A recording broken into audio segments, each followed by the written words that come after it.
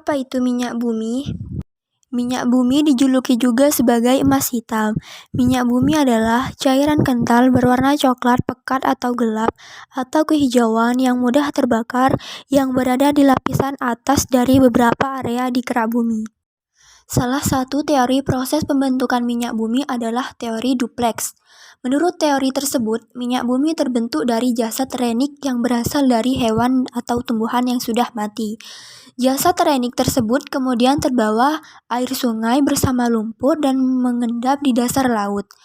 Akibat pengaruh waktu yang mencapai ribuan bahkan jutaan tahun, temperatur tinggi dan tekanan oleh lapisan di atasnya, jasad renik berubah menjadi bintik-bintik dan gelembung minyak atau gas.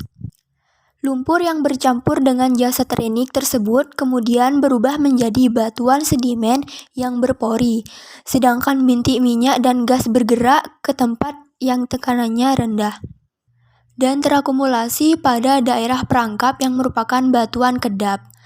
Pada daerah perangkap tersebut, gas alam, minyak, dan air terakumulasi sebagai deposit minyak bumi. Rongga bagian atas merupakan gas alam, sedangkan cairan minyak mengambang di atas deposit air. Komponen minyak bumi.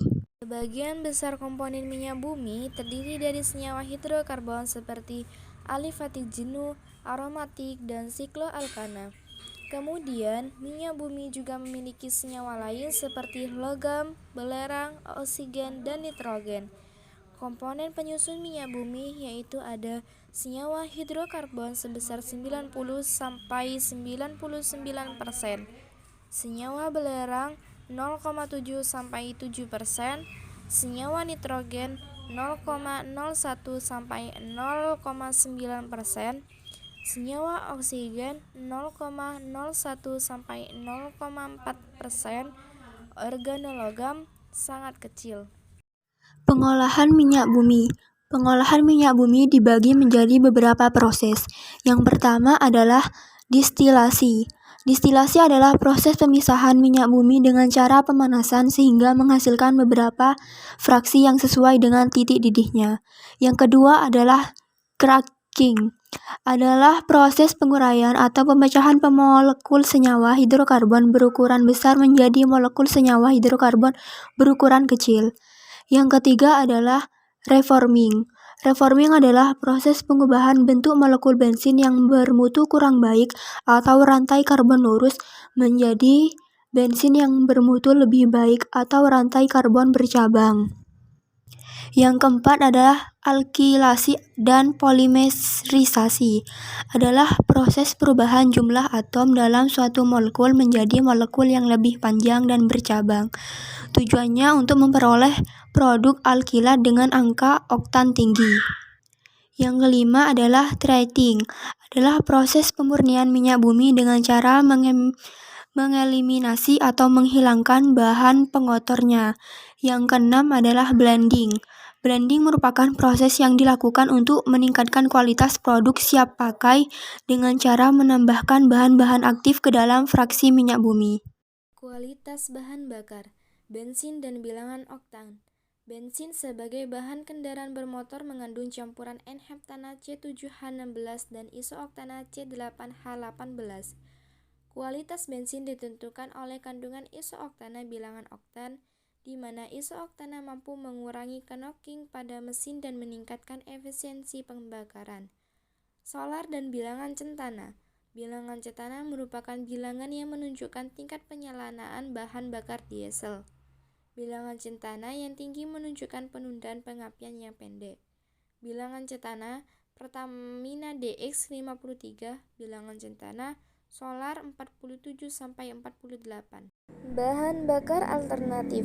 Bahan bakar alternatif diperlukan untuk mengurangi penggunaan sumber bahan bakar konvensional. Bahan bakar alternatif bersifat lebih ramah lingkungan dan dapat diperbaharui. Contoh, bahan bakar bioetanol sebagai bahan bakar kendaraan bermotor atau kebutuhan rumah tangga. Contoh, bahan bakar biodiesel sebagai bahan bakar kendaraan bermotor mesin diesel. Kegunaan minyak bumi dan residunya.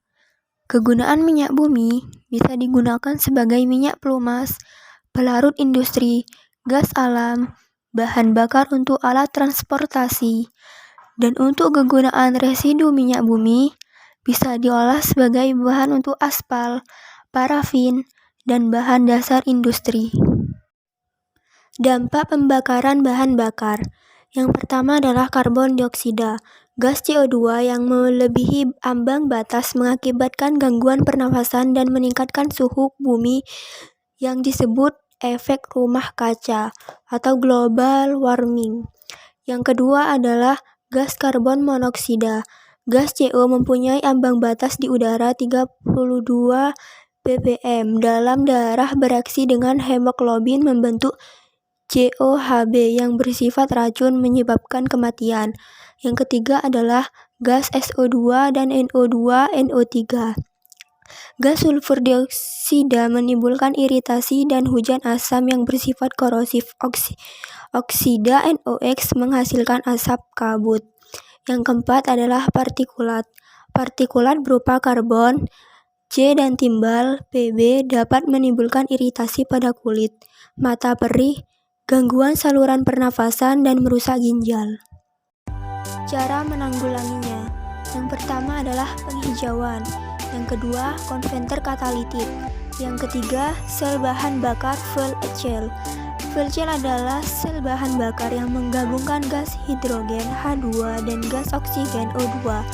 Sel bahan bakar ini merupakan energi ramah lingkungan yang limbahnya hanya berupa air. Yang keempat, bensin bebas timbal. Penambahan MTBE metil tersial butil ether yang mempunyai fungsi sama dengan TEL untuk meningkatkan bilangan oktan, tetapi tidak menimbulkan polusi. Sekian presentasi dari Siti Soleha dan Yurika Nur Amelia. Wassalamualaikum warahmatullahi wabarakatuh.